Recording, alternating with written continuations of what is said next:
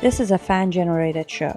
If you would like to support us, please go to jamieglazov.com and also don't forget to subscribe to our YouTube channel. All your support is greatly appreciated. Hi, my name is Daniel Greenfield. Welcome to the Glazov Gang. This is the Glazov Gang's Greenfield Moment, which you can catch on YouTube and on the Glazov Gang website. Let's talk about Islam's identity crisis in the United States. What is Islam? The obvious dictionary definition is that it's a religion, though some disagree on that. But legally speaking, the interesting thing about it is that it actually enjoys all the advantages of race, religion, and culture with none of the disadvantages. Islam is a religion when mandating that employees wear the hijab. When it comes time to bring it into the schools, places that are legally hostile to religions, American students are taught about Islam, visit mosques, and even wear burqas and recite Islamic prayers, all typical religious practices, under the guise of learning about another culture. Criticism of Islam is denounced as racist, even though the one thing that Islam clearly isn't is not a race, because Islam does not encompass a specific racial group. Islamic organizations, what they figured out how to do is how to lock in every advantage of race, religion, and culture while expeditiously shifting from one to the other to avoid any of the disadvantages of any of those. So when the Muslim groups want to avoid the disadvantages of religion, they want to get into schools, then Islam is a culture. When they want to silence any criticism of Islam, then Islam is a race. And so it leaps one to the other. Islam can claim religious freedom, it can claim opposition to racism, it can claim cultural heritage. Whatever is useful at any given moment, it can select. Now, the biggest form of Muslim privilege has been to racialize Islam. As we've discussed, you have the repeated and bizarre claim that any criticism of Islam is some sort of racism. The racialization of Islam has locked in all the advantages of racial status for a group that has no common race, only a common ideology.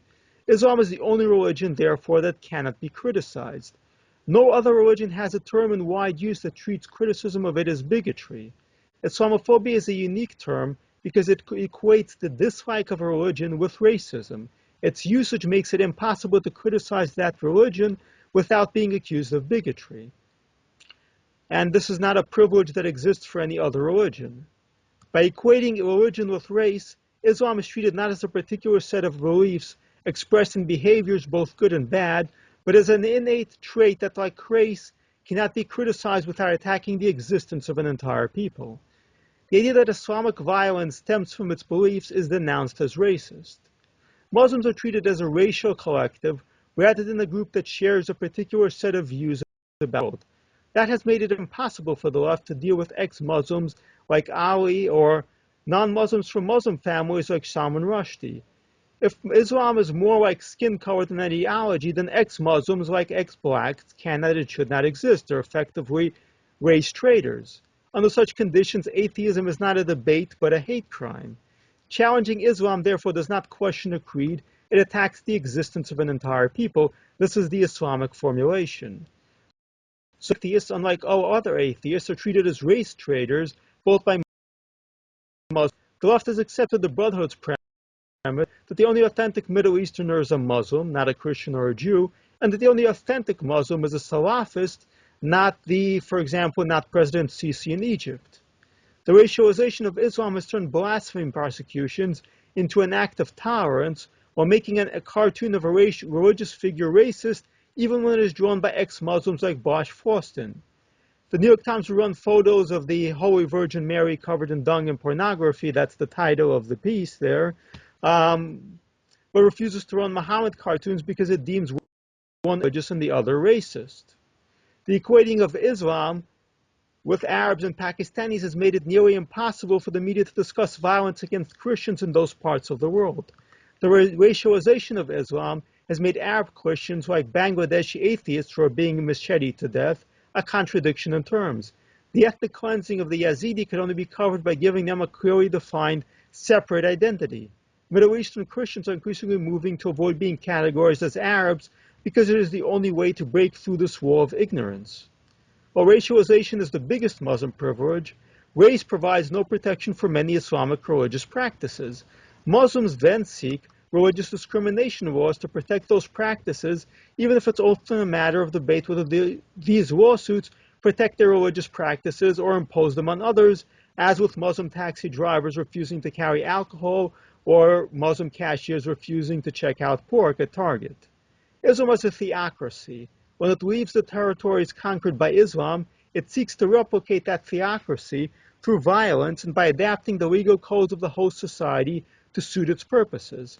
Islamic blasphemy laws are duplicated using hate crime laws. Employers are obligated to make religious concessions to Muslim employees because of laws protecting religious practices. But many of these practices, such as refusing to carry out jobs involving pork, liquor, or seeing-eye dogs, are really ways of enforcing theocracy. They're theocratic police enforcing behaviors that Islam forbids out of public life, much as this is the case in Saudi Arabia or Iran. Accusations of bigotry are used to outlaw ideas that Islam finds blasphemous, and religious protection laws are then used to banish behaviors that Islam disapproves of.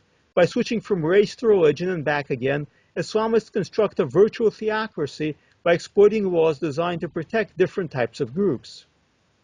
Now, religions in America traded theocracy for religious freedom. They gave up being able to impose their own practices on others in exchange for being able to freely practice their own religions. Islam rejects religious freedom. It exploits it to remove the freedom of belief and practice of others. When it cannot do so through religious protection laws, it does so through claims of bigotry. Religions were not meant to be immunized from blasphemy because that is theocracy. Instead, religions are protected from restrictions rather than from criticism. Islam, however, insists on being protected from criticism. It makes no concessions to the freedom of others while demanding maximum religious accommodation, and that is theocracy. While race and religion are used to create negative spaces in which Islam cannot be challenged, the creed is promoted positively as a culture. Presenting Islam as a culture allows it easier entry into schools and cultural institutions. Islamic missionary activity uses the Western longing for Oriental exotica that its political activists loudly decry to inject it into secular spaces that would ordinarily be hostile to organized religion, again such as schools. Leftists prefer to see Islam as a culture rather than a religion. Their worldview is not open to Islam's clumsy photocopy of the deity that they have already rejected in their own watered-down versions of Christianity and Judaism. But they are constantly seeking an aimless and undefined spirituality in non-Western cultures that they imagine are free of the materialism and hypocrisy of Western culture. Viewing them as a culture allows the left to project its own ideology on a blank slate. That is why liberals remain passionately convinced that Islam is a religion of social justice.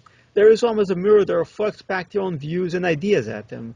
They pretend to respect Islam as a culture without bothering to do any more than learn a few words and names so that they can feel like they are world travelers. By morphing into a culture, Islam sheds its content and becomes a style, a form of dress, a drape of cloth, a style of beard, a curvature of script, and a whiff of spices.